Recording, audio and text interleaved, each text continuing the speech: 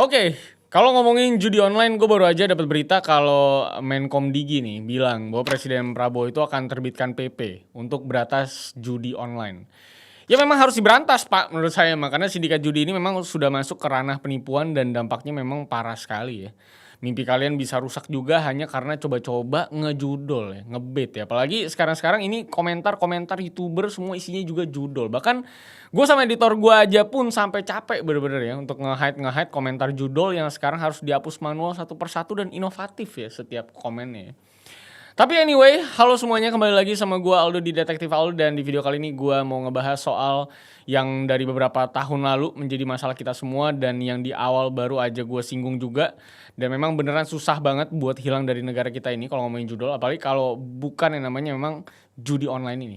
Sebuah aktivitas yang akan selalu merugikan pemainnya dan juga akan selalu menguntungkan bandarnya lewat sistem algoritma yang sudah sedemikian rupa disetting sama si bandar. Dan ini udah gue konfirmasi juga sama ada dah. Karena memang setelah gue lihat berita kemarin soal judi online ini, gue jadi inget juga sebenarnya ya dalam konteks ini sama film asal Cina yang terkenal banget di Cina. Judulnya adalah No More Bets. Itu kalian bisa nonton di Netflix. Ini tuh film keluaran 2023 yang menceritakan gimana ada satu tokoh yang mau lepas dari kekangan sindikat penipuan cyber tempat dia bekerja. Yang salah satu bisnisnya adalah judi online. Makanya dengan film yang terinspirasi dari kisah nyata ini, jadi kebayang juga gimana masalah judi online itu sudah ngeri banget. Apalagi kalau kita ngomongin sindikatnya. Algoritma RNG atau random number generator yang memanipulasi settingan menang kalah pemain juga, yang intinya adalah lu sebagai pemain tentunya tidak akan pernah menang gede. Terus film ini juga ngasih tahu gimana ngerinya sindikat ini merekrut orang-orang yang mau kerja di sana, bakal dapetin upah gede, katanya janji bakal dapet ini itu. Tapi pada kenyataannya mereka malah disekap dan disuruh kerja rodi bagai kuda setiap harinya. Dari mulai nggak boleh keluar dari tempat duduk dan harus duduk terus, bahkan nggak boleh ke toilet gitu ya. Malah jadinya ngutang juga ke sindikat ini. Dan kalau ngomongin mau kabur pun juga tidak bisa, karena mereka ya paspornya ditahan gitu. Dan kebanyakan sarangnya itu ada di negara seperti Kamboja dan Myanmar. Dan turis-turis Cina adalah sasarannya biasanya. Makanya ngeri banget kan fenomena judol ini. Bukan cuma dari korbannya doang, tapi sampai ke pegawai judolnya pun ternyata adalah korban juga. Yang seperti kita semua tahu, sebagian dari para pegawai judol itu juga adalah orang Indonesia yang mungkin ditipu atau mungkin diiming-imingi janji palsu, sampai akhirnya nggak bisa lepas dari jeratan iming-iming itu sendiri, dan parahnya lagi nggak bisa pulang dan kasarnya di sana akhirnya jadi budak. Makanya gue mau selalu mengingatkan ke kalian kalau aktivitas yang namanya judi udah pasti rugi pada endingnya. Mau dari pemainnya, mau dari para pekerjanya yang banyak dari warga negara kita yang digondol juga ke Kamboja, semuanya pasti rugi, kecuali tentunya bandarnya. Bahkan saking maraknya judul yang nggak berhenti-berhenti ini, sekarang itu ada website yang namanya judipastirugi.com. Dan di sana itu kalian bisa lihat dan baca kesaksian orang-orang hidupnya hancur lebur karena judi online. Dan bahkan kalian juga bisa ceritain pengalaman kalian kalau misalnya pernah terjebak dalam judi online. Jadi emang menarik banget karena kita jadi tahu lebih dalam soal pengalaman nyata banyak orang di luar sana yang masih muda sampai yang udah berkeluarga, yang bisa dibilang hidupnya habis-habisan juga, depresi, hancur juga karena judol itu sendiri, bahkan ada yang sampai mengakhiri hidupnya. Apalagi website yang satu ini juga memang bukan sekedar website buat curhat tentang sedihnya atau cerita seputar apesnya korban judol doang ya.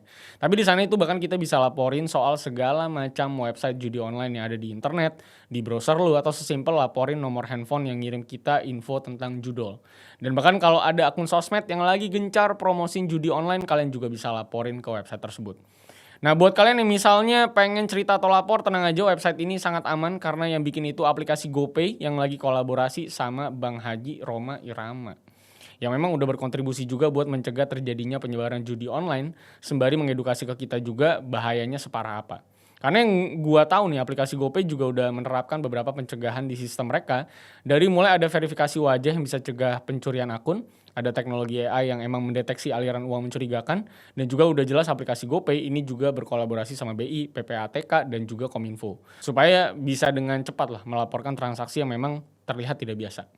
Jadi kita sebagai orang biasa pun udah bisa buat ikut serta dalam mencegah persebaran masalah judol di negara kita ini.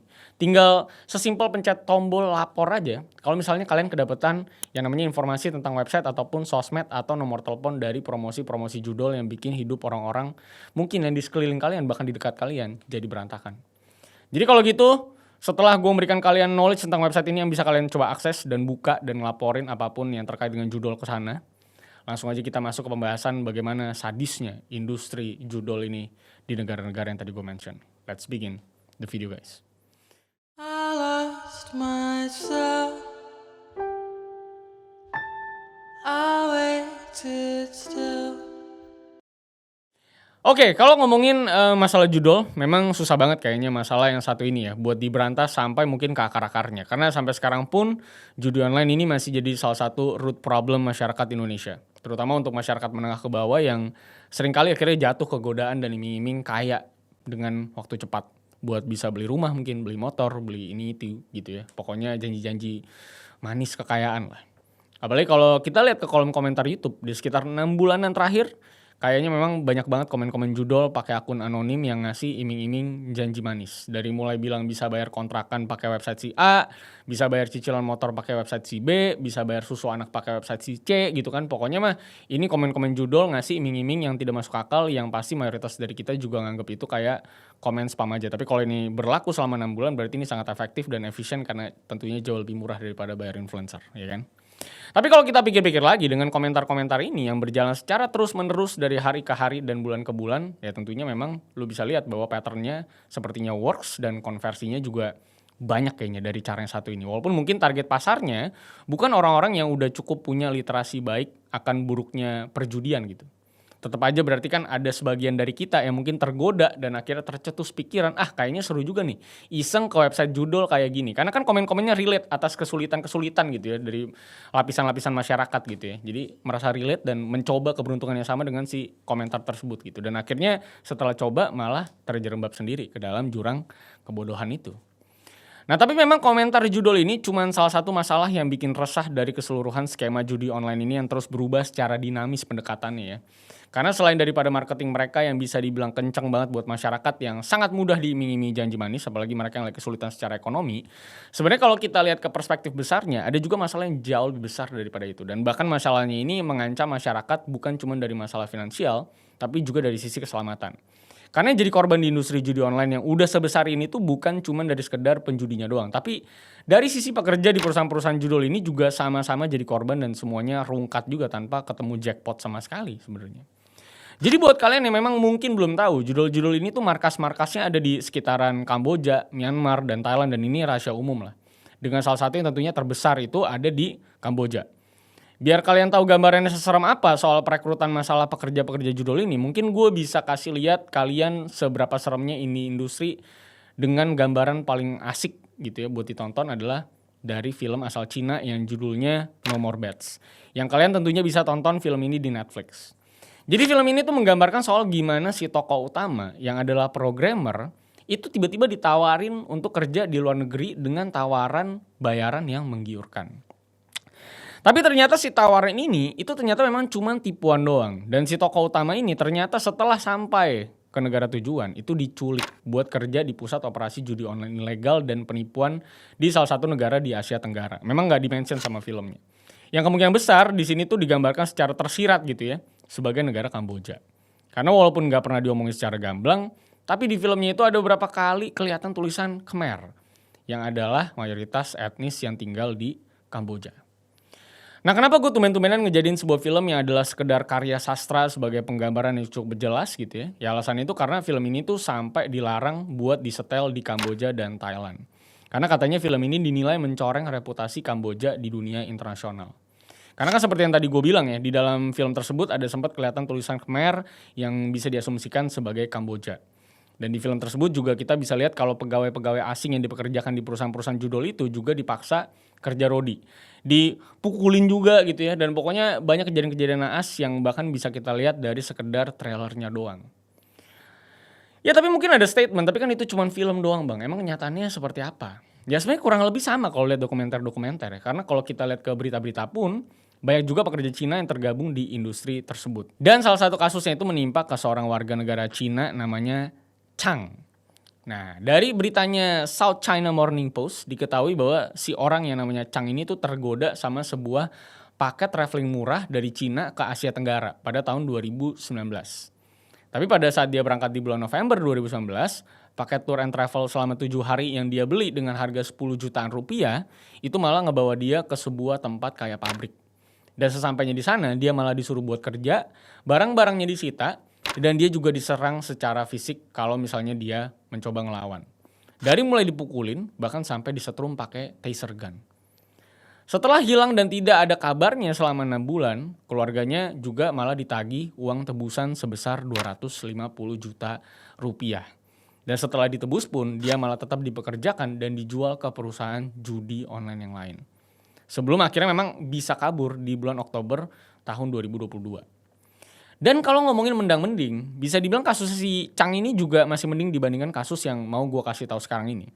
Karena di kasus lain, seorang warga negara Cina juga ada yang diculik dan dipaksa kerja rodi sebagai blood slave atau budak darah. Kenapa bisa disebut blood slave? Karena secara harafiah si korban yang bernama Li Yayuan Lun ini, itu darahnya disedot paksa selama 6 bulan saat diculik di Kamboja.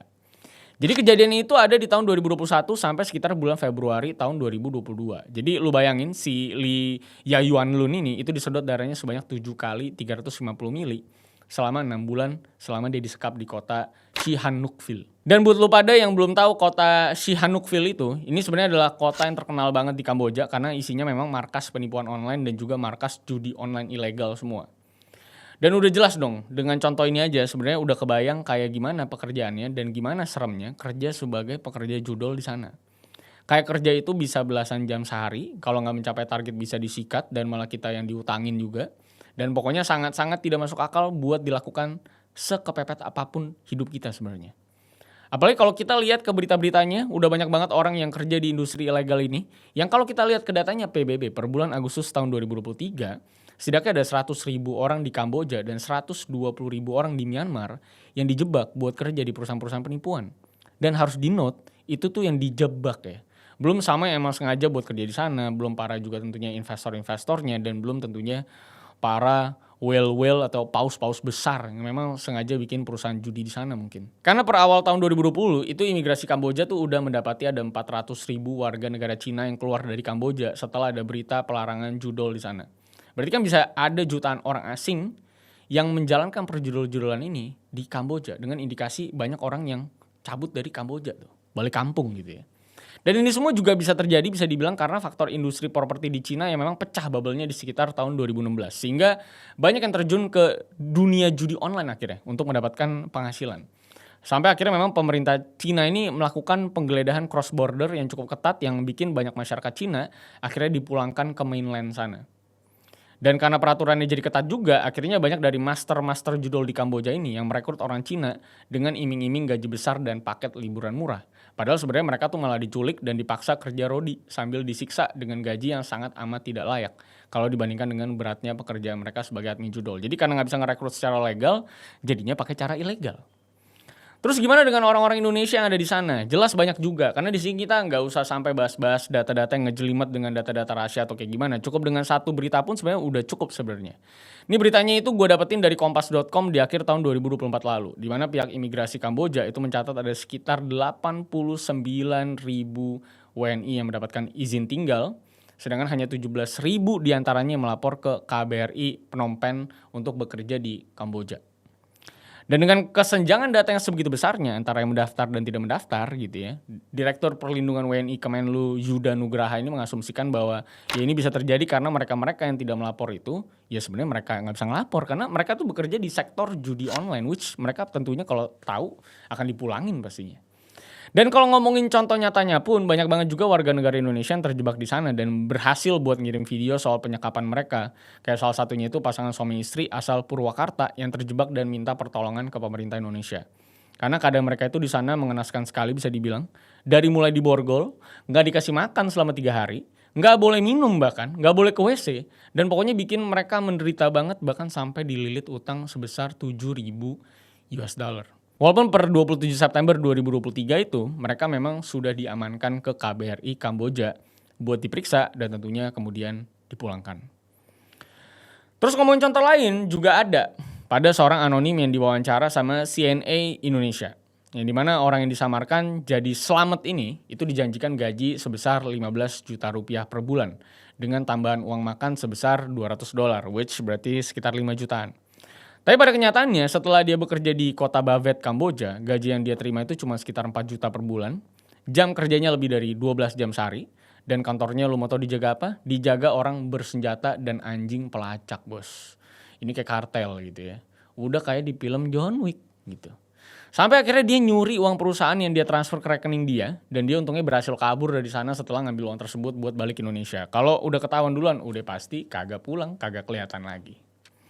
Dan walaupun kalau kita lihat dari dua contoh yang gue bahas itu orang-orangnya berhasil kabur dengan keadaan fisik yang aman hokinya. Tapi menurut Arina Wida selaku staf dari Lembaga Advokasi Migrant Care, ternyata ada juga beberapa laporan adanya penyiksaan terhadap WNI selama mereka bekerja di Kamboja. Dari mulai ada yang diborgol seperti si pasangan asal Purwakarta tadi, ada yang dipukul, dan bahkan sampai disetrum pakai taser pun ada, lo bayangkan. Terutama buat orang-orang yang memang tidak mencapai target harian atau nggak ngerti-ngerti setelah beberapa minggu training. Ngeri banget coy. Dan dari mayoritas keterangan saksi atau mantan pekerja pun perusahaan-perusahaan judol ini juga kebanyakan berisi orang-orang Indonesia semua. Dari mulai admin-adminnya, supervisornya, manajernya, dan bahkan sampai master atau pemilik perusahaannya pun dikatakan asumsinya ada orang Indonesia juga. Memang sangat sulit dan dilematis soal masalah judi online ini. Karena kalau kita lihat dari perspektif pemerintah pun keterangan dari Abdul Qadir Karding ini selaku Kepala Badan PPMI atau Perlindungan Pekerja Migran Indonesia mungkin bisa bikin kita sedikit paham sebenarnya kenapa bisa terjadi banyak orang yang tidak terlindungi. Karena menurut beliau wilayah Kamboja itu bukan wilayah pengiriman PPMI. Dan warga yang tinggal di sana bisa dikatakan tidak terlindungi sama badan PPMI itu sendiri. Dan mayoritas orang yang ada di sana buat kerja juga pergi ke sana secara ilegal tanpa visa kerja. Dan baru di sana mereka tuh akhirnya diurusin izin tinggalnya dengan cara-cara yang tentunya katanya tidak kita ketahui caranya gimana. Intinya sih ngeri banget, se-powerful itu. Bahkan kalau kita lihat ke Google Maps, udah ada ratusan pecel lele di Kamboja yang diasumsikan itu ya karena di sana itu ada sebegitu banyaknya orang yang tinggal dan bekerja sebagai admin judol, khususnya dari Indonesia. Sampai kulinernya aja pecel lele gitu. Kulinernya loh pecel lele, localized banget menurut gue. Jadi itulah guys, please banget buat stop intinya bermain judi online. Yang tentunya memberikan uang kalian secara cuma-cuma ke bandar-bandar ini akhirnya cuma menguntungkan mereka dan juga negara tempat mereka tinggal tentunya. Karena kalau kita lihat ke datanya PPATK atau Pusat Pelaporan dan Analisis Transaksi Keuangan, dari beberapa tahun sampai kuartal 1 2024 itu udah ada lebih dari 600 triliun rupiah uang yang masuk di perputaran uang judol ini.